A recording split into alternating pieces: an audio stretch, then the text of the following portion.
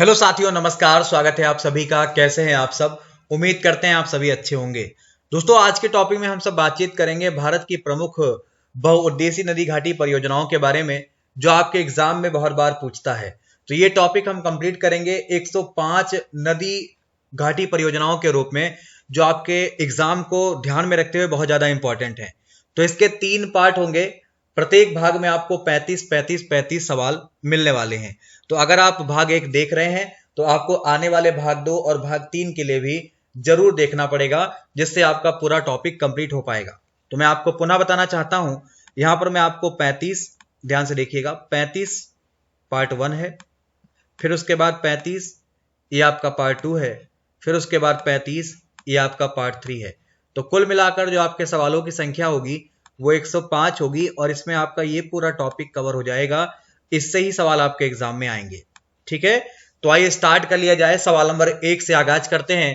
पहला सवाल है, भाखड़ा नागल परियोजना किस नदी पर स्थित है? तो भाखड़ा नागल परियोजना के बारे में अगर बात करेंगे, ये सतलज नदी पर स्थित है। किस पर है? ये आपकी सतलज नदी पर स्थित है, और ये आपको जरूर ध्यान में रखना है, बिल्कुल भूलना नहीं है। आपकी परीक्षा को लेकर भी जरूरी है। सतलज के बारे में बातचीत किया जाए तो सतलज नदी की जो लंबाई है वो कितनी है? वो 1450 किलोमीटर है टोटल। 1450 किलोमीटर ये इसकी टोटल लंबाई है। इसे आप जरूर ध्यान में रखोगे। ठीक है, चलिए अगला सवाल है आपके स्क्रीन पर, व्यास परियोजना किस नदी पर स्थित है? ये जो आपकी व्यास परियोजना है वो किस नदी पर स्थित है, ये आपका सवाल है। तो ये आपकी जो परियोजना है वो व्यास नदी पर स्थित है। किस पे है? ये व्यास नदी पर ही स्थित है। आपको हर हाल में दिमाग में रखना है। क्लियर? चलिए आगे बढ़ेंगे। सवाल नंबर 3 आपके समक्ष है, दामोदर घाटी परियोजना किस नदी पर स्थित है? दामोदर घाटी परियोजना किस नदी पर निर्मित है? तो ये दामोदर नदी पर निर्मित है। हम आपको बता दें कि ये जो आपकी परियोजना है वो आपकी सबसे पहली परियोजना भी मानी जाती है, सबसे पुरानी परियोजना भी मानी जाती है। दामोदर नदी, इसे वेस्ट बंगाल का शोक कहा जाता है। कहाँ का? पश्चिम बंगाल का शोक कहा जाता है। तो कई बार यह सवाल भी पूछा गया है दामोदर के बारे में, आपको यह ध्यान में रखना है। जैसे कोसी को बिहार का शोक कहा जाता है। ठीक है, शोक मतलब दुख। चलिए, नागार्जुन सागर परियोजना किस नदी पर स्थित है? तो आपकी जो नागार्जुन सागर परियोजना है वो कृष्णा नदी पर स्थित है। किस पर है भाई? ये कृष्णा नदी पर स्थित है। आपको याद रखना है, बिल्कुल भूलना नहीं है। ठीक है, कृष्णा की लंबाई तकरीबन 1400 किलोमीटर है, बता चुका हूं आपको। आइए आगे बढ़ा जाए। तो मयूराक्षी परियोजना किस नदी पर स्थित है या किस नदी पर निर्मित है? मयूराक्षी को लेकर सवाल है। मयूराक्षी परियोजना मयूराक्षी नदी पर स्थित है या निर्मित है। तो आप इसे जरूर याद रखें, ये आपके लिए बहुत ज्यादा महत्वपूर्ण है। चलिए आगे बढ़ा जाए। अगला सवाल है, माही परियोजना किस नदी पर स्थित है? माही को लेकर सवाल है। ये आपकी जो माही परियोजना है वो माही नदी से संबंधित है। आप इसे ध्यान में रखोगे। क्लियर है? बिल्कुल भूलिएगा नहीं, बहुत ज्यादा इंपॉर्टेंट है। पराम्बीकुलम अलियार परियोजना किस नदी पर स्थित है? तो ध्यान रखिएगा, ये आपकी अलियार नदी पर। समझ गए भाई? पराम्बीकुलम अलियार नदी पर स्थित है, और याद इसे भी रखें क्योंकि ये भी आपकी परीक्षा में पूछा गया है। चलिए गंडक परियोजना के बारे में बातचीत किया जाए तो गंडक परियोजना किस नदी पर स्थित है? तो गंडक परियोजना गंडक नदी से ही संबंधित है। किस नदी से? गंडक नदी से ही संबंधित है। ये आपका भाग 1 आपके समक्ष है।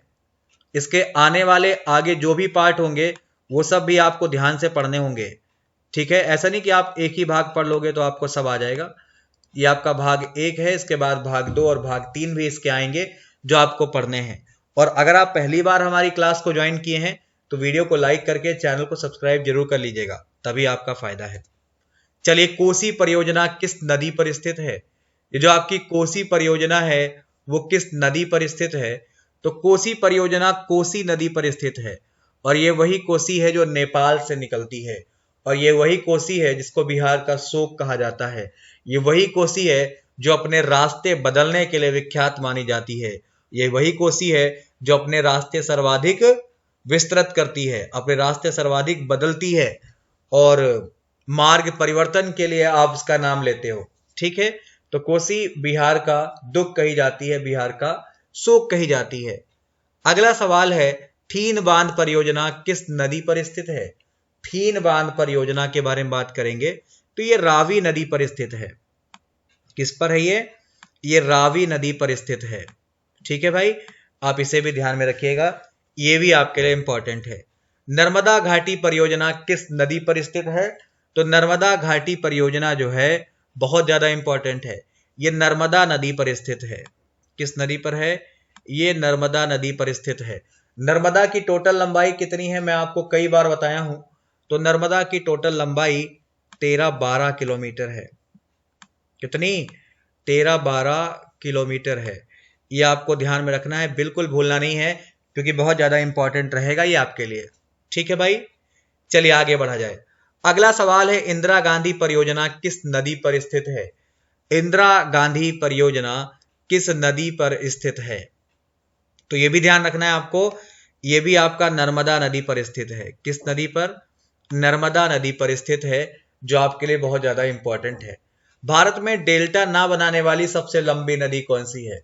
भारत में डेल्टा ना बनाने वाली सबसे लंबी नदी कौन सी है?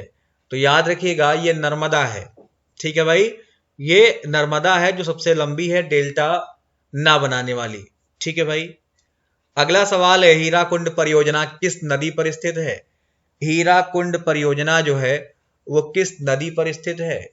तो ध्यान रखेंगे आप, ये महानदी की कहानी है, ये उड़ीसा की कहानी है, इसको आप ध्यान में रखेंगे, ये बहुत इंपॉर्टेंट है। अच्छा, हीराकुंड बांध भारत का सबसे लंबा बांध है जो महानदी से संबंधित है। महानदी की टोटल लंबाई बहुत बार मैंने बता दिया है, 900 किलोमीटर मानी जाती है। समझ गए भाई? तो ये सारे पॉइंट आपके लिए बहुत ज्यादा वरदान है। ओमकारेश्वर परियोजना किस नदी पर स्थित है? ओमकारेश्वर परियोजना किस नदी पर स्थित है? तो ये नर्मदा नदी पर ही स्थित है। किस पर है? नर्मदा नदी पर ही स्थित है, और आप ध्यान रखेंगे तो फायदे में रहेंगे। ठीक है भाई, ये आपका नर्मदा नदी, इसको आप याद कर लीजिए। रिहंद परियोजना किस नदी पर स्थित है? ये भी पूछा गया है, रिहंद परियोजना किस नदी पर स्थित है? तो ये जो आपकी परियोजना है वो रिहंद नदी पर ही स्थित है। किस पर? रिहंद नदी पर ही स्थित मानी जाती है। आगे बढ़ेंगे, अगला सवाल है, चंबल परियोजना किस नदी पर स्थित है? तो चंबल परियोजना आपको चंबल नदी पर दिखाई पड़ेगी। ठीक है भाई, ये आपको ध्यान में रखना है। अच्छा, हम एक टॉपिक को 3 तरीके से कवर करते हैं आपके लिए। पहला, उसको वन लाइनर के रूप में आपको हम प्रोवाइड करते हैं, जो इस समय हम कर रहे हैं। ठीक है, उसके बाद दूसरा हमारा होता है डिटेल में। समझ गए भाई, हम डिटेल में चीजें आपको प्रोवाइड करते हैं, ये हमारा पहला तरीका है जो आपके समझ है। दूसरा है, डिटेल में आपको प्रोवाइड किया जाता है, जिसके बहुत सारे टॉपिक मैंने आपको कवर भी कर रखे हैं, आप प्लेलिस्ट में जाकर उन्हें चेक कर सकते हैं। हमारा तीसरा तरीका जो अब नया आने वाला है वो ऑब्जेक्टिव फॉर्म में होगा। किस फॉर्म में होगा? ऑब्जेक्टिव फॉर्म में होगा। तो नेक्स्ट मंथ आपके ये सारे टॉपिक जो हैं वो आपको हम ऑब्जेक्टिव में कराने वाले हैं। ठीक है, तो ये आपको तैयार रहना है इसके लिए। ये 3 तरीके से आपके सारे टॉपिक बढ़िया तरीके से कवर किए जाएंगे, जो आपके परीक्षा को ध्यान में रखते हुए बहुत जरूरी है। ये 3 प्रकार होते हैं किसी टॉपिक को पढ़ने के, पहला वन लाइनर, दूसरा डिटेल में, और तीसरा ऑब्जेक्टिव रूप में। तो ये तीनों तरीके से हम आपके सारे टॉपिक लगभग कवर करेंगे। चलिए आगे बढ़ते हैं। अगला सवाल है, तुंगभद्रा परियोजना किस नदी पर स्थित है? तुंगभद्रा परियोजना के बारे में बातचीत करेंगे। तो ये तुंगभद्रा नदी पर स्थित है। किस पर है? ये तुंगभद्रा नदी पर स्थित है। ये आपको दिमाग में रखना है, इसे आप बिल्कुल नहीं भूलोगे, ये आपके परीक्षा के लिए बेहद जरूरी है। ठीक है, सरदार सरोवर परियोजना किस नदी पर स्थित है? तो आपकी जो सरदार सरोवर परियोजना है वो नर्मदा नदी पर स्थित है। किस पर है? ये आपकी नर्मदा नदी पर स्थित है, ये आपको दिमाग में रखना है। माता टीला परियोजना किस नदी पर स्थित है? तो माता टीला परियोजना जो है वो बेतवा नदी पर स्थित है। ठीक है भाई, बेतवा नदी पर स्थित है, बहुत इंपॉर्टेंट है। आइए आगे बढ़ते हैं। टिहरी बांध परियोजना किस नदी पर स्थित है? तो टिहरी बांध परियोजना भागीरथी नदी पर स्थित है, बहुत ज्यादा इंपॉर्टेंट है। याद रखिएगा। अच्छा, आपको हम बता दें कि आपकी जो ये टिहरी बांध है वो भारत का सबसे ऊंचा बांध है, जिसकी ऊंचाई तकरीबन 261 मीटर है। ये भारत का सबसे ऊंचा बांध माना जाता है, तो आप इसे भी याद करिए क्योंकि ये भी आपके एग्जाम में कई बार पूछा गया है। चलिए नेक्स्ट, फरक्का परियोजना किस नदी से संबंधित है? तो आपका जो फरक्का परियोजना है ये गंगा नदी से संबंधित है। किससे बच्चा? ये आपका गंगा नदी से संबंधित है। आपको जरूर ध्यान में रखना है, बिल्कुल भूलना नहीं है। गंगा नदी की जो लंबाई है वो 25-25 किलोमीटर है। कितनी है? 25-25 किलोमीटर। इसे आप जरूर याद रखें, बिल्कुल ना भूलें। अगला सवाल है, सलाल परियोजना किस नदी पर निर्मित है? सलाल परियोजना के बारे में बात करेंगे तो ये चिनाब नदी पर निर्मित है, जो आपको याद रखना है। चलिए आगे बढ़ा जाए तो ये चमेरा जल विद्युत परियोजना किस नदी पर निर्मित है? कामेरा या चमेरा जल विद्युत परियोजना रावी नदी से संबंधित है। किससे? ये रावी नदी से संबंधित है, आप इसे याद रखें। चलिए आगे बढ़ते हैं तो चूखा परियोजना किस नदी पर स्थित है? चूखा परियोजना रायडक या वांगचू नदी पर स्थित है, आप इसे याद रखेंगे। तो ये बहुत इंपॉर्टेंट है, आप इसे याद रखिए। आपको बताना है कि कालपोंग विद्युत परियोजना किस नदी पर स्थित है? कालपोंग विद्युत परियोजना किस नदी पर स्थित है? तो ये कालपोंग नदी पर स्थित है, आप इसे जरूर याद रखिएगा। चलिए आगे बढ़ते हैं तो अगला सवाल है, जायकवाड़ी परियोजना किस नदी पर स्थित है? जायकवाड़ी बहुत बार आपके एग्जाम में पूछा गया है। तो जायकवाड़ी परियोजना जो है वो गोदावरी नदी पर स्थित है। किस पर? गोदावरी। नासिक किस नदी के किनारे बसा हुआ है बताइए? आपका जो नासिक है वो किस नदी के किनारे है? तो नासिक गोदावरी के किनारे ही बसा है। ठीक है भाई। धौली गंगा परियोजना किस नदी पर स्थित है? धौली गंगा परियोजना धौली गंगा नदी पर ही स्थित है। तो ये पॉइंट भी आपके लिए बहुत ज्यादा इंपॉर्टेंट है, आप इन्हें याद करें। दुलहस्ती जल विद्युत परियोजना किस नदी पर स्थित है? तो दुलहस्ती जल विद्युत परियोजना जो है वो चिनाब नदी पर स्थित है। किस नदी पर है? ये चिनाब नदी पर स्थित है। आप इसे ध्यान रखेंगे तो आपका फायदा है। चलिए आगे बढ़ा जाए। अगला सवाल है, कोयल कारो परियोजना किस नदी पर स्थित है? तो ये आपकी जो कोयल कारो परियोजना है ये कोयल और कारो नदी पर स्थित है। किस पर? कोयल और कारो नदी पर स्थित है। ये आपको ध्यान में रखना है, बिल्कुल नहीं भूलना है। अगला सवाल है, बगलिहार परियोजना किस नदी पर स्थित है? तो ये आपकी जो बगलिहार परियोजना है वो चिनाब नदी पर स्थित है। किस पर है? ये आपकी चिनाब नदी पर स्थित है, आप इसे याद रखें। अगला सवाल है, पार्वती घाटी परियोजना किस नदी पर निर्मित है? पार्वती घाटी परियोजना किस नदी पर स्थित है? तो ये पार्वती नदी पर स्थित है।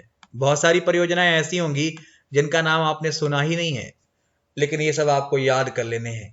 अगर आपको टॉपिक कवर करना है पूरा तो आपको याद करने पड़ेंगे, है ना भाई। चलिए, कोल डैम परियोजना किस नदी पर स्थित है?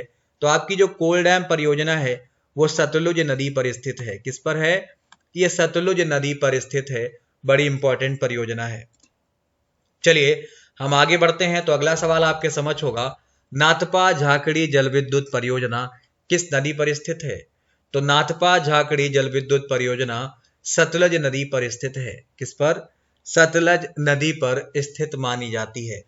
अगला सवाल अगर देखें तो मैटूर बांध परियोजना किस नदी पर स्थित है? मैटूर बांध परियोजना के बारे में अगर हम बात करते हैं तो ये कावेरी नदी पर स्थित है। किस पर है? ये कावेरी नदी पर स्थित परियोजना मानी जाती है। एक सवाल आपने और बताना है कि तिरुचिरापल्ली किस नदी के किनारे स्थित है? तो आपका जो तिरुचिरापल्ली है वो कावेरी नदी के तट पर बसा हुआ है। आप ये पॉइंट बिल्कुल बढ़िया से दिमाग में सेट करके रखें। ठीक है भाई। एक सवाल आपको और बताना है, कावेरी नदी की लंबाई तकरीबन कितनी है? तो कावेरी नदी की जो लंबाई है वो लगभग 800 किलोमीटर है। कितनी है? 800 किलोमीटर। ठीक है भाई, ये पॉइंट आपको जरूर याद रखने हैं। अगला सवाल है, कल्लनई एनीकट परियोजना किस नदी पर स्थित है? तो कल्लनई एनीकट परियोजना जो है वो कावेरी नदी पर स्थित है। किस पर है? वो आपका कावेरी नदी पर स्थित है। तो ये आपकी 35 परियोजनाएं थी। कितनी? 35, ये भाग 1 है, कहानी अभी खत्म नहीं हुई है। भाग 2 और भाग 3 आपको बहुत जल्द मिलने वाले हैं। तो ये 35 सवाल आपको कैसे लगे हैं ये आपको कमेंट बॉक्स में बताना है। कुछ महत्वपूर्ण बातें आपसे हम और कर लें, तो अगर आप ये सारे टॉपिक डिटेल में करना चाहते हैं तो आप मुझे अनअकैडमी पर फॉलो कर लीजिए। यहाँ पे लिखा हुआ है, फॉलो करने का लिंक आपको नीचे वीडियो के डिस्क्रिप्शन में मिल जाएगा। वहां पे आप अगर अनअकैडमी प्लस ज्वाइन करते हैं तो आपको ये सारे टॉपिक हम डिटेल में बड़े ही अच्छे तरीके से कराएंगे, जिससे आपके सारे टॉपिक कवर हो जाएंगे। उसके अतिरिक्त में अगर हम बातचीत करते हैं तो अगर आप मेरी फ्री क्लास करना चाहते हैं पोल के साथ में तो आप मुझे ज्वाइन कर सकते हैं, जहां पर 8 बजे हमारी फ्री क्लास चलती है, जिसके लिए आपको कोई पैसा देना नहीं पड़ता है। तो आप ये ज्वाइन कर सकते हैं। प्लस के लिए आपको मेरा कोड यूज करना है Deepak Singh YT10। Special class के लिए भी अनलॉक कोड होता है, सेम होता है, आप इसे ही यूज कर सकते हैं, दीपक सिंह YT10, जो यहाँ पे आपको दिख रहा होगा। ठीक है, तो आप ये काम जरूर कर लीजिएगा अगर आप हमारी फ्री क्लास करना चाहते हैं या जो भी क्लास करना चाहते हैं उसके लिए है ये ऑप्शन। इसके अतिरिक्त में बात करते हैं तो वहां पे हमारे बहुत सारे ऐसे बैच हैं जो आपको सारे टॉपिक डिटेल में कवर कराते हैं। हर एक विषय आपको यहाँ पे अच्छे तरीके से मिलेगा। तो अगर आप चाहें तो ये बैच भी ज्वाइन कर पाएंगे। प्लस की फीस बहुत नॉर्मल है। अगर आप बड़ा सा प्लस लेते हैं या 2 साल का लेते हैं तो आपको सिर्फ 150 रुपये पर मंथ ही पे करना है। अगर आप 1 साल का लेते हैं तो आपको मात्र 250 रुपये पर मंथ पे करना है। तो इस तरीके से आप प्लस पे आ सकते हैं और अपनी तैयारी को बेहतर कर सकते हैं। वो अलग बात थी। ये अलग बात है, आपका भाग 1 मैंने आज कंप्लीट किया है। भाग 2 और भाग 3 को लेकर हम आपसे जल्द मुलाकात करेंगे और उम्मीद करते हैं कि आप सब रेगुलर रहेंगे। आज भाग 1 मिला है, कल आपको भाग 2 मिलेगा, उसके बाद भाग 3 मिलेगा। आने वाले समय में आपको बहुत सारे और भी टॉपिक मिलेंगे जो आपको मजे के साथ करने हैं। ठीक है भाई, चलिए नमस्कार, धन्यवाद, बाय बाय, मिलते हैं अगली क्लास में।